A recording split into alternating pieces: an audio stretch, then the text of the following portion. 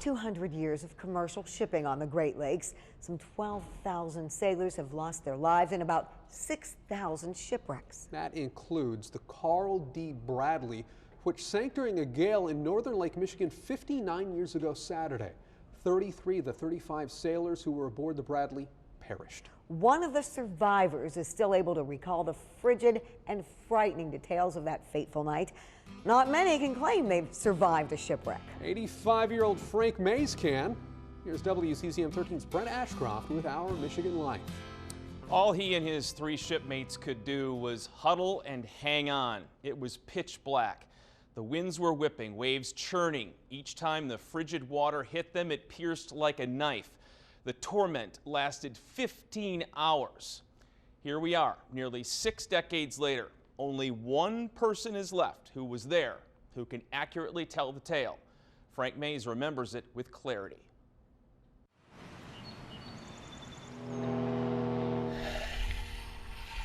It's hard to see the exact location where it happened from here.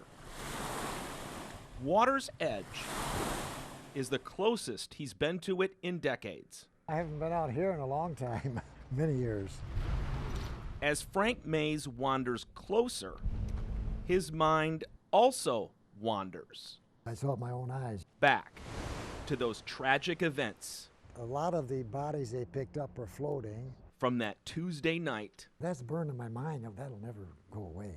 In 1958. About in this direction, about 33 miles, just south of Beaver Island.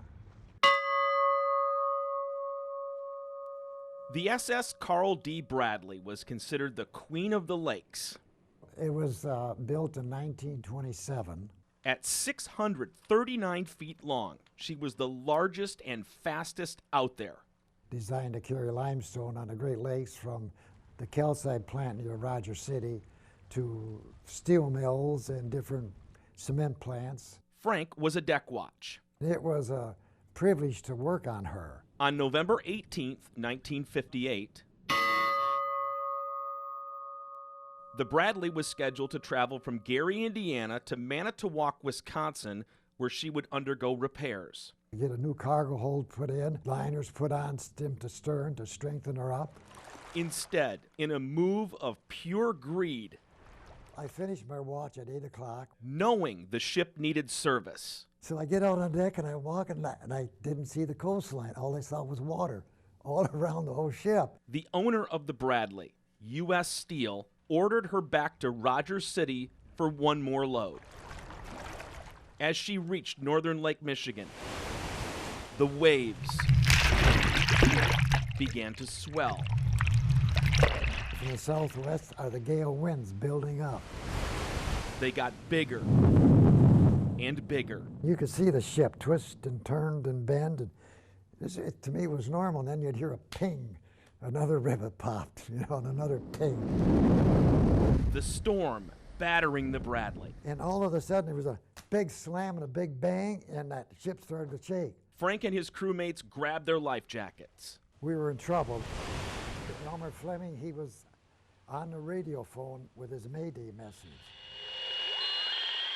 And I can remember him saying, Mayday, Mayday, Mayday, this is a Carl D. Bradley. We're 12 miles southwest of Gull Island. We're breaking into and sinking. Anyone in the area come to our aid. From port to starboard, she just tore right apart. We were going down. Frank untied one of the life rafts and climbed aboard. And when this wave come along and hit us and tipped us to port, I went with the life raft into the water, got knocked off the life raft. Fighting freezing water and 40-footers. When I come up to the surface, I went like this, but to swim, and my arm hit the life raft. And then I climbed aboard. He started rescuing his shipmates. Frank found Elmer Fleming and helped him onto the raft. The second one is Gary Streletsky. We got him aboard. The next man was Dennis Meredith. We got him aboard. Meantime, the Bradley's bow section sank.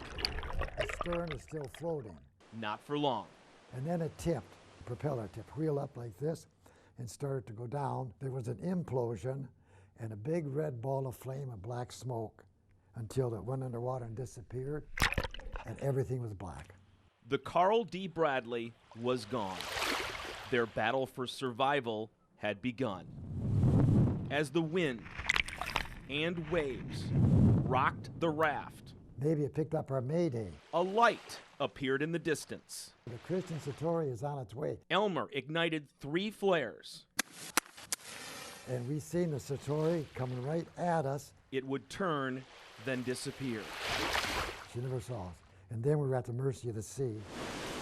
As the storm intensified, The life raft has slats, survival nothing to hang on to but stick your finger down into these bores seemed impossible. and get in this fetal position and huddle up The torment continued, and just shake and tremble and shake. and hope dwindled.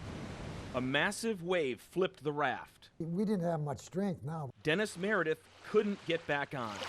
His head was in the water, his face down. So I picked him up by the hair and I looked at him. His eyes were open, but they were white. Gary and I looked at each other and we just opened our legs up and released him. And his body was never recovered. 3 men remained. We couldn't move our arms and legs. Death seemed imminent. Our urine was black because we were condensing internally and our organs are shutting down. Gary Sturzlecki succumbed to the elements You could see it like foaming by his mouth and that. and the ordeal. And Elmer and I couldn't move to stop him. He actually crawled off the raft and started to swim away. All they could do was watch their friend disappear. Daylight broke. We had a coating of ice on us. Frank and Elmer survived, but were barely alive. And he said, I see something on the horizon, and that was a sundew. A Coast Guard cutter found them floating near Gull Island. I remember going out in the stretcher, I could see these bodies laying out there. They'd both recover in a Charlevoix hospital. All these years later, Frank Mays can only gaze It's good to be here, to see this here again. while thinking about being the only one.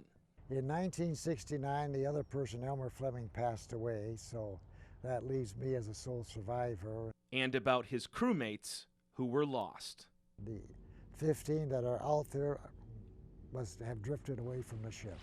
Every November 18th, he honors them Actually is a cemetery. and remembers the shipwreck he survived She's lying 380 feet. in a way only he can appreciate. And that's exactly what I do at 5:30. I have a bourbon and soda and I look north and I toast the Bradley. Of the 33 sailors who died on the Bradley, 2 of them were Frank's cousins. The tragedy left behind 25 widows and 54 fatherless children. This story picks up from here on our website. You can learn how and why U.S. Steel commissioned a secret dive down to the Bradley the summer after it sank. Frank was eventually fired by U.S. Steel for saying he saw the Bradley snap in half. Head to WZZM13.com right now for the web exclusive content, and you can just click on this story. Guys. Just an unimaginable experience he detailed there. Brent, thank you.